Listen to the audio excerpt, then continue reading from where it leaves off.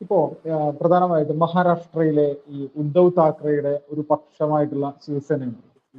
അവരെല്ലാം ഒരു പ്രത്യേക രീതിയിൽ ഒരു ഹിന്ദുത്വ വിരുദ്ധ കൂട്ടായ്മക്കൊപ്പം നിലകൊള്ളുന്ന ഒരു അവസ്ഥയിലേക്ക് കാര്യങ്ങൾ മാറിയിരിക്കാം.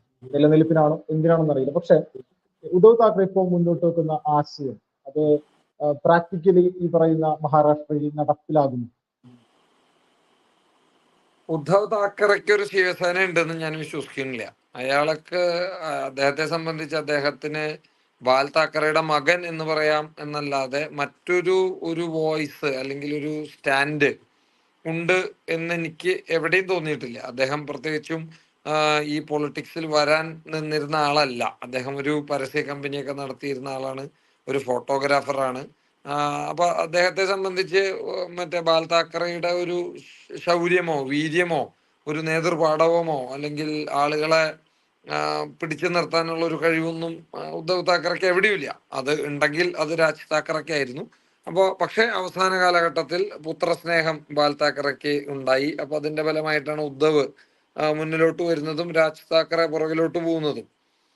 പക്ഷെ നോക്കൂ, ഈ മഹാരാഷ്ട്ര എന്ന് പറയുന്ന സംസ്ഥാനത്തില് 1994 വരെ കോൺഗ്രസിന്റെ ഭരണമായിരുന്നു. ഇപ്പോ കോൺഗ്രസിന്റെ അലയൻസിലുള്ള ശരത് പവാർ അടക്കമുള്ള ആളുകള് മുഖ്യമന്ത്രിയായിട്ട് ഇരുന്നിരുന്ന സംസ്ഥാനമാണ് മഹാരാഷ്ട്ര. മഹാരാഷ്ട്രയില് മറ്റേ 1960 മഹാരാഷ്ട്ര രൂപീകൃതമാവുന്നത്. May 1 Maharashtra day. നമ്മള് ലോക തൊഴിലാളി ദിനം ആഘോഷിക്കുന്ന ദിവസമാണ് മഹാരാഷ്ട്രയിലും ഗുജറാത്തിന്റെയും ദിവസം, അതായത് അവര് ഫൗണ്ട് ചെയ്ത ദിവസം. അപ്പൊ അന്ന് മുതല് 94 വരെയുള്ള കാലഘട്ടങ്ങളിൽ മഹാരാഷ്ട്രയില് കോൺഗ്രസിന്റെ ഭരണമായിരുന്നു. 92 ബോംബെ കലാപം, 92-93 കാലഘട്ടത്തിലെ ബോംബെ കലാപത്തിനെ തുടർന്നിട്ടാണ് 94 ശിവസേന ആദ്യമായിട്ട് മഹാരാഷ്ട്രയിൽ അധികാരത്തിൽ വരുന്നത്. അത് ഒരു തീവ്ര ഹിന്ദു നിലപാട് സ്വീകരിച്ചുകൊണ്ടാണ്. ശിവസേനയ്ക്ക് 2 നിലപാടാണുള്ളത്. ഒന്ന് തീവ്ര ഹിന്ദുത്വ നിലപാടും, 2 തീവ്ര മറാഠ നിലപാടും. ഈ 2 നിലപാടും സ്വീകരിച്ചുകൊണ്ടാണ് ശിവസേന ആദ്യമായിട്ട് മഹാരാഷ്ട്രയിൽ അധികാരത്തിൽ വരുന്നത്. അപ്പോ അതിന് അവരെ ഹെൽപ്പ് ചെയ്തിട്ടുള്ളത് ഈ ബാൽ താക്കറയുടെ ചില ചങ്കൂറ്റം നിറഞ്ഞ തീരുമാനങ്ങളും അത് നടപ്പാക്കാൻ അവർ കാണിച്ചിട്ടുള്ള ഒരു ധൈര്യവുമാണ് എന്നാണ് ഞാൻ വിശ്വസിക്കുന്നത്. അപ്പോ ഒരു കാലഘട്ടത്തിലും ഇന്ത്യയിലെ ഏറ്റവും വലിയ ഹിന്ദുത്വ പാർട്ടി ആരാണെന്ന് ചോദിച്ചാൽ നിസ്സംശയം നിങ്ങൾക്ക് പറയാം, അത് ശിവസേനയായിരുന്നു. ഉദ്ധവ് താക്കറെ അധികാരം മോഹിച്ച് ശിവസേനയുടെ തലപ്പത്ത് വരുന്നത് വരെ രണ്ടാമതൊരു സംശയം ഇല്ലാതെ നിങ്ങൾക്ക് പറയാവുന്ന ഒരു ആൻസർ ആയിരുന്നു ശിവസേന എന്ന് പറയുന്നത്. അവര് തീവ്ര ഹിന്ദു നിലപാട് എല്ലാ കാലത്തും സ്വീകരിച്ചിട്ടുള്ള പാർട്ടിയാണ്. തീവ്ര മറാഠ നിലപാട് സ്വീകരിച്ചിട്ടുള്ള പാർട്ടിയാണ്.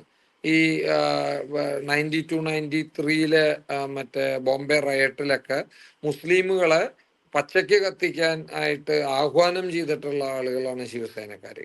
അത് പ്രവർത്തിച്ച് കാണിച്ചിട്ടുള്ള ആൾക്കാരാണ് ശിവസേനക്കാര്. അപ്പൊ അന്ന് ഈ ഈ മുസ്ലിങ്ങളുടെ കൂടെ നിന്നിട്ടുള്ള അല്ലെങ്കിൽ അവിടെ ഒരു അപ്പീസ്മെന്റ് പൊളിറ്റിക്സ് കളിച്ചിട്ടുള്ളത് കോൺഗ്രസ് ആണ്. പിന്നീട് കോൺഗ്രസിലുള്ള ഒരു വിഭാഗം NCP ആയിട്ട് ശരത് പവാർ ആയിട്ട് പോയി. പക്ഷെ അടിസ്ഥാനപരമായിട്ട് അവർ കോൺഗ്രസ്സുകാരായിരുന്നു. അതിലുള്ള NCPയിലെ പല നേതാക്കന്മാരും പണ്ട് കോൺഗ്രസ്സുകാരായിരുന്നു. അതുപോലെ തന്നെ ഇപ്പോ കോൺഗ്രസിലുള്ള നേതാക്കന്മാരും. അപ്പൊ കോൺഗ്രസ് എന്ന് പറയുന്ന ഒരു പ്രസ്ഥാനമാണ് ശിവസേനയ്ക്ക് ബദലായിട്ട് അവിടെ ഉണ്ടായിരുന്നത്. അന്ന് BJP മഹാരാഷ്ട്രയിൽ എവിടെയില്ല കേട്ടാ. ഒരു 90s തുടക്കം തൊട്ട് നോക്കുകയാണെന്നുണ്ടെങ്കിൽ അവിടെ നിന്നാണ് BJP ചെറിയ തോതിൽ മഹാരാഷ്ട്രയില് ക്ലച്ച് പിടിക്കുന്നത്. പറയുമ്പോൾ സംഘത്തിന്റെ ഹെഡ്ക്വാർട്ടേഴ്സ് നാഗ്പൂരാണ്. സംഘം രൂപീകൃതമായ സ്ഥലം മറ്റേ മഹാരാഷ്ട്രയിലാണ്. എന്നിരുന്നാലും മഹാരാഷ്ട്ര എന്നും BJPക്ക് ഒരു കീറാമുട്ടിയിട്ട് നിന്നിരുന്ന ഒരു സംസ്ഥാനമാണ്.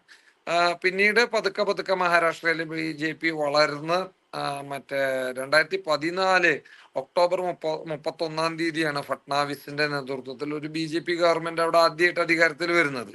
അപ്പോ ഈ ഐഡിയോളജിക്കലി ഈ നമ്മൾ ഈ ഇന്ത്യ സഖ്യം അല്ലെങ്കിൽ കഴിഞ്ഞ തവണത്തെ BSP SP സഖ്യം ഇതിനെയൊക്കെ പറ്റി ചർച്ച ചെയ്യുമ്പോൾ നമ്മൾ മനസ്സിലാക്കേണ്ട വലിയൊരു പോയിന്റ് ഉണ്ട്. ഐഡിയോളജിക്കലി നിങ്ങൾ തമ്മിൽ ചേരുമോ ഇല്ലയോ എന്നുള്ളതാണ് ക്വസ്റ്റ്യൻ. ഐഡിയോളജിക്കലി ചേരുക എന്ന് പറഞ്ഞാൽ എന്താ? നിങ്ങൾക്ക് NCPയും കോൺഗ്രസും തമ്മിൽ ചേരും, അതിന് ബുദ്ധിമുട്ടില്ല. ഇനി നാളെ മമതയും കോൺഗ്രസും തമ്മിൽ ചേരും, കാരണം മമത പഴയ കോൺഗ്രസ് നേതാവായിരുന്നു. അവരുടെ സംഘടനാപരമായിട്ടുള്ള രീതി കോൺഗ്രസിൻ്റെതാണ്. അവരുടെ പല നേതാക്കന്മാരും, ഇപ്പോഴത്തെ പ്രധാനപ്പെട്ട പല നേതാക്കന്മാരും പണ്ട് കോൺഗ്രസ്സുകാരായിരുന്നവരാണ്. അവരെങ്ങനെയാണോ രാഷ്ട്രീയ പ്രസ്ഥാനത്തെ മുന്നിലേക്ക് നയിക്കുന്നത്, അതിന് കോൺഗ്രസിന്റെ പ്രവർത്തന ശൈലിയായിട്ടും അവരുടെ ഐഡിയോളജിയായിട്ടും വലിയ ബന്ധമുണ്ട്. അല്ലെങ്കിൽ ഒരു 80% സാദൃശ്യമുണ്ട് എന്ന് മനസ്സിലാക്കാം. അപ്പൊ അതുകൊണ്ട് നിങ്ങൾക്ക് NCPയും ഒരു പക്ഷെ കോൺഗ്രസും തമ്മിൽ ജോയിൻ ചെയ്യാൻ ബുദ്ധിമുട്ടില്ല. അത് പ്രാക്ടിക്കലി പോസിബിൾ ആണ്. ഇനി നിങ്ങൾക്ക് ഒരു പരിധി വരെ RJDയും അതുപോലെ തന്നെ മറ്റേ സമാജ്വാദി പാർട്ടിയും കോൺഗ്രസും തമ്മിൽ ജോയിൻ ചെയ്യാൻ പ്രയാസമില്ല. കാരണം ഐഡിയോളജിക്കലി അവര് ഒരേ ഒരേ പാത പിന്തുടരുന്ന ആൾക്കാരാണ്. നേരെ മറിച്ച് ശിവസേനയും കോൺഗ്രസും ശിവസേനയും NCPയും ഒരു തരത്തിലും മിക്സ് ആവാൻ സാധിക്കാത്ത ഒരു പൊളിറ്റിക്കൽ കോമ്പിനേഷനാണ്. നമ്മൾ മണ്ണെണ്ണയും വെള്ളം എന്നൊക്കെ പറയുന്നത് പോലെ. എലക്ഷൻ ഫട്നാവിസിന്റെ നേതൃത്വത്തില്, ഫട്നാവിസിന്റെ കീഴില് BJPയുടെ അലിയൻസില് നേരിടുകയും BJP അടക്കമുള്ള രാഷ്ട്രീയ പ്രസ്ഥാനങ്ങളുടെ റൈറ്റ് വിങ് പൊളിറ്റീഷ്യൻസിന്റെ തീവ്ര ഹിന്ദു നിലപാട് ഫോളോ ചെയ്യുന്ന ആളുകളുടെ അടക്കം വോട്ടുകൾ വാങ്ങി വിജയിക്കുകയും അതിനുശേഷം മറ്റേ മലക്കം മറിയുകയും ചെയ്യുക എന്ന് പറയുന്നത് പ്രയാസമുള്ള കാര്യമല്ല.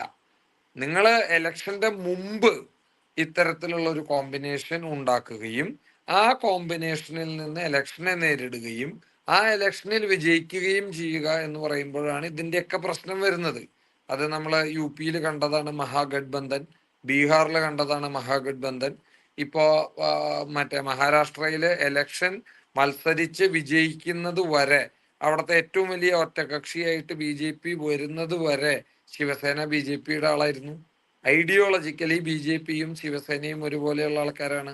അപ്പൊ അവരെ സംബന്ധിച്ച് അവർക്ക് യോജിക്കാനും ഒന്നിച്ച് പ്രവർത്തിക്കാനും ശിവസേനക്കാരന് BJPക്ക് വോട്ട് ചെയ്യാനും BJPക്കാരന് ശിവസേനയ്ക്ക് വോട്ട് ചെയ്യാനും പ്രയാസം ഉണ്ടാവില്ല. പക്ഷേ when it comes to Congress Shiv Sena combination, ഇതവിടെ പ്രാക്ടിക്കൽ അല്ല. കാരണം കോൺഗ്രസിന്റെ ഐഡിയോളജിയും ശിവസേനയുടെ ഐഡിയോളജിയും തമ്മിൽ ഒരു ബന്ധവുമില്ല. NCPയുടെ ഐഡിയോളജിയും ശിവസേനയുടെ ഐഡിയോളജിയും തമ്മിൽ ഒരു ബന്ധവുമില്ല.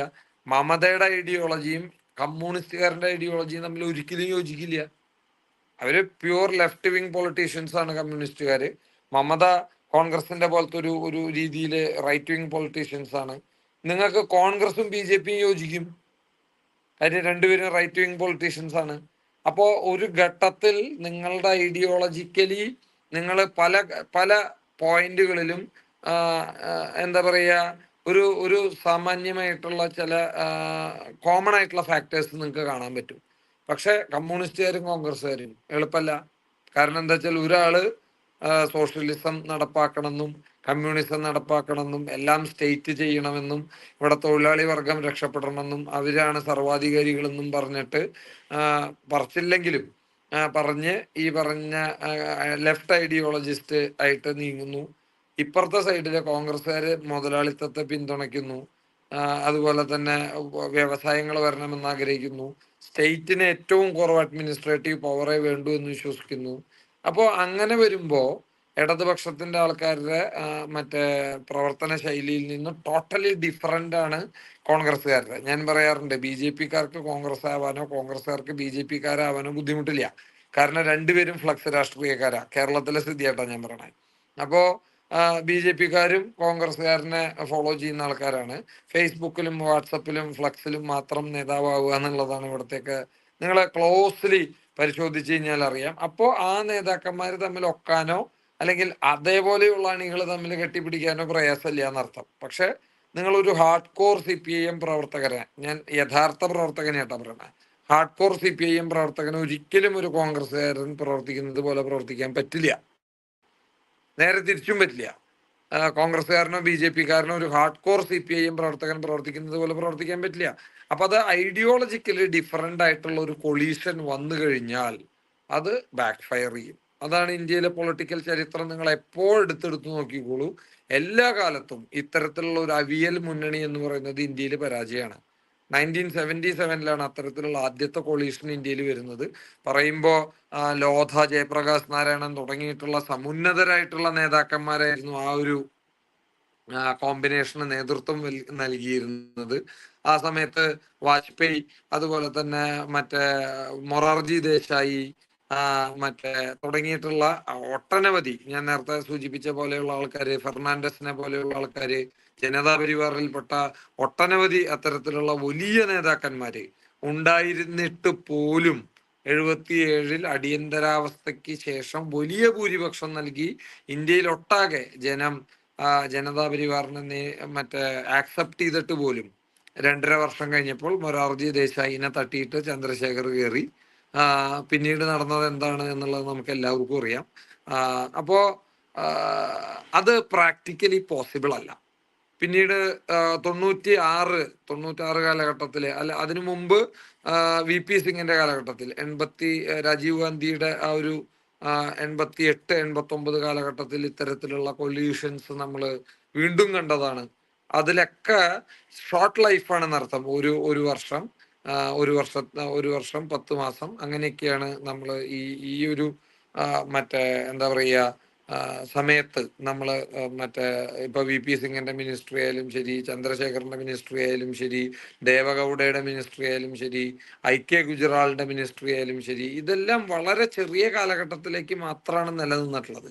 അതിന്റെ പ്രശ്നം എന്ന് പറഞ്ഞാൽ അന്ന് കോൺഗ്രസ് വിരുദ്ധതയായിരുന്നു ഇവർ ഒന്നിപ്പിച്ചത്. അപ്പോൾ ആ ഒരു കോൺഗ്രസ് വിരുദ്ധത എന്ന് പറയുന്ന ഒരു പോയിന്റിൽ നിന്നുകൊണ്ടാണ് ഇവര് ഇലക്ഷനെ നേരിടുന്നതും ജയിക്കുന്നതും. ജയിച്ചു കഴിഞ്ഞ് ഭരണത്തിലേക്ക് വരുമ്പോൾ ഇവര് ഐഡിയോളജിക്കലി ഒരു ഘട്ടത്തിലും ചേർന്ന് മുന്നിലോട്ട് പോകാൻ പറ്റാത്ത അവസ്ഥയാണ്. അപ്പൊ ഇവരെന്ത് ചെയ്യും? വഴിയിൽ വെച്ചിട്ട് പരിപാടി അവസാനിപ്പിക്കും. അപ്പൊ എല്ലാം 2.5 കൊല്ലം, 1.5 കൊല്ലം, 13 ദിവസം, 6 മാസം എന്നൊക്കെ പറയുന്നത് പോലെ ഫെയിലായിട്ട് പോയിട്ടുള്ളതാണ്. പിന്നീട് ഇപ്പോ വാജ്പേയി വരെ, ആദ്യത്തെ ഘട്ടത്തിൽ വാജ്പേയിക്ക് വരെ 13 ദിവസത്തെ മിനിസ്ട്രിയാണ് ഉണ്ടാക്കാൻ സാധിച്ചിട്ടുള്ളത്. അപ്പൊ ഈ ഐഡിയോളജിക്കൽ ഡിഫറൻസ് എന്ന് പറയുന്നത് വലിയൊരു പ്രശ്നമാണ്. അത് മഹാരാഷ്ട്രയിലുണ്ട്.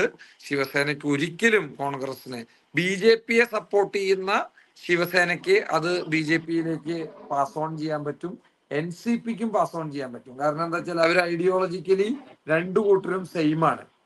പക്ഷെ ശിവസേന കോൺഗ്രസ് മറ്റേ സഖ്യത്തിലേക്ക് പോകുമ്പോൾ ഉദ്ധവ് വിചാരിക്കുന്നത് പോലെയുള്ള ഒരു ഫ്ലോ, ഒരു ട്രാൻസ്ഫോർമേഷൻ ശിവസേനയിൽ നിന്ന് മറ്റു പാർട്ടിയിലേക്ക് ഉണ്ടാകുമെന്ന് ഞാൻ വിശ്വസിക്കുന്നില്ല. പിന്നെ അമ്പും വില്ലൊക്കെ ഷിൻഡെയുടെ കയ്യിലാണ്.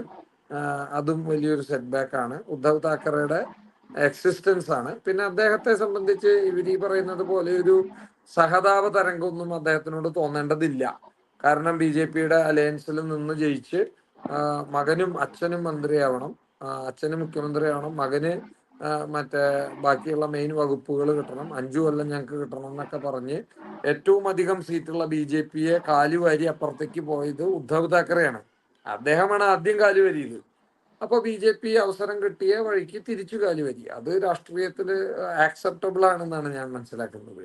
അപ്പൊ അതുകൊണ്ട് ഉദ്ധവ് താക്കറെയോട്, പിന്നെ ബാൽ താക്കറയെ അറസ്റ്റ് ചെയ്ത് ജയിലിലടച്ചിട്ടുള്ള ആൾക്കാരാണ് മറ്റേ കോൺഗ്രസ്സുകാര്.